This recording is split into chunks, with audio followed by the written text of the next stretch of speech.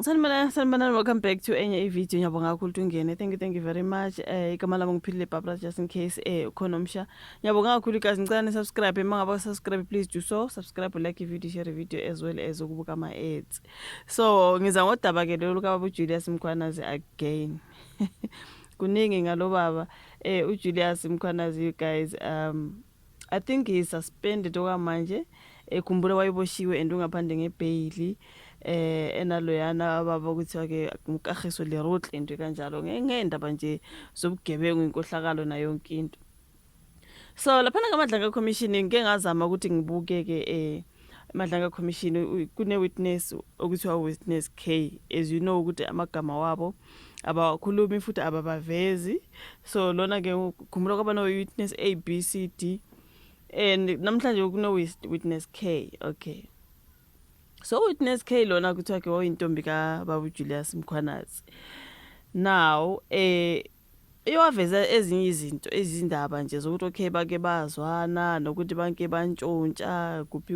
Okay, there's just a whole lot usisi mekhuluma and ngimamela nje ivoice yakhe sometimes angathi ufuna ukukhala, you know what I mean.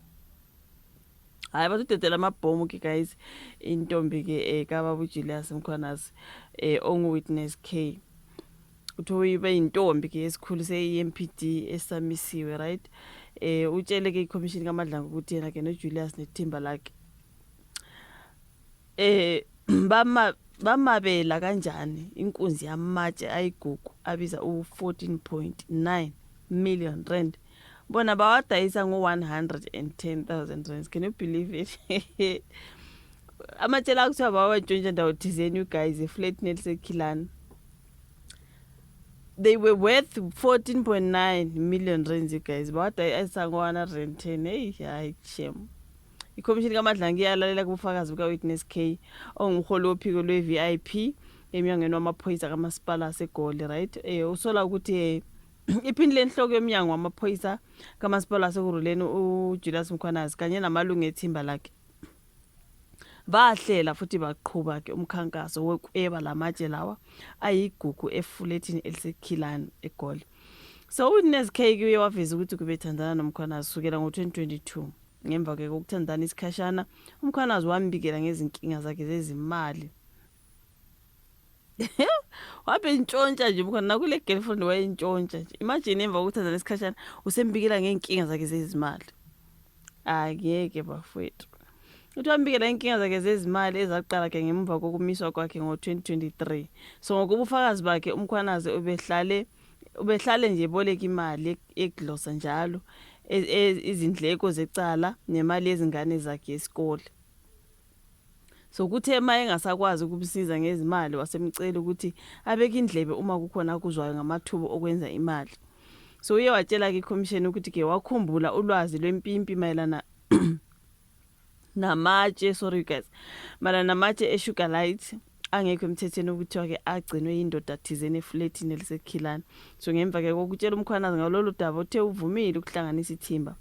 Witness K wethula ubufakazi bokuthi kwaba nomhlangano mhla kaFebruary 11 2023 eRandat lapho uMkhwanazi emethula khona emaphoyiseni eMPD uKesha Le Stores noNorman Mackenzie kanye noAndy van der Walt. Okay, so ngokukafakazi K, okay, witness K bangena endlini futhi bamthinta ngocingo ngqo nomnikazi wamatshe. Okay, okusalakala ukuthi uvumile ukuthi akanazo izimvume ezidingekayo ezalawa matshe lawo. Uthekele bawathatha ke lawo matshe bawadayisa umshosha phansi, badayisa ngo110,000 rands ngemva ke kwezingxoxo noVan der Walt. So witness K waveza futhi ukuthi bahlukaniselana u22,000 umuntu ngamunye ngamunye. Imagine amatshe aworth imali engaka badayisa ngo110,000 rands, guys, bahlukaniselana 22,000.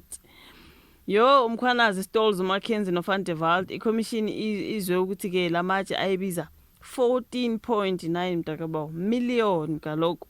So ngesikhathi ethula ubufakazi ke phambi kwe-commission ngo-April 2026 uMkhwanazi yena wakuphika ukuthi ke wayebandakanyeka ngqo kulomsebenzi.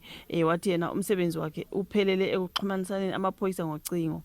Waveza ukuthi lo mkhankaso wawubhekiswe kubantu okusola ukuthi bebedayisa amatshe omgunyathi ezinkundleni zokuxhumana. Wathi ke uze wafika endaweni yesigameko ngokuhamba kwesikhathi wahlala emotweni yakhe ngesikhathi ke uqhubeka lo msebenzi. So this is intombi ke ka useyi-ex kumanje ke bafowethu ka baba ke uJulius Mkhwanazi eseveza ukuthi ke bawantshontsha kanjani lawo matshe. Imagine amatshe aye worth ama-million badayisa 110k. We hayi yazi la kunobaba Mkhwanazi khona nje. Umkhwanazi uJulius Mkhwanazi, not the inhlanhla Julius Mkhwanazi. Nje kunobugebengu nje kuhlezi nje. Hey lo bhuti hayi ngeke. Into yakhe nje yonke nje kumele ubugebengu. Imagine kule ntombi ukuthi wayehlale nje eboleka imali, bathi emva kokuthandana isikhathi esincane wayesehlale eboleka imali wasethi uma kukhona ithuba lokwenza imali bongitshela. Nayo le ntombi ihamba yayomtshela ngalamatshe. Yikho ke ukuthi bayawantshontsha kulomnikazi wamatshe lo ngoba wayengenazo imvume bahamba bayawantshontsha ke. Worth millions bawadayisa ngo-110k. Hayi kunomkhwanazi khona kuvele kubhede. Umkhwanazi nje nobugebengu bafethu. Yo ngeke. Intombi yakhe leya nikezana ngobufakazi laphana ke eKamadlanga Commission. Ngingathi ukulalela noma ngingaqedanga bafethu ngiyasilalela le story. I'm like yo ngeke makunguJulius Mkhwanazi yena shame danki. Angazi uvola ka comment section, ulike ivideo, subscribe, share ke sibonana kwelandelayo. Bye.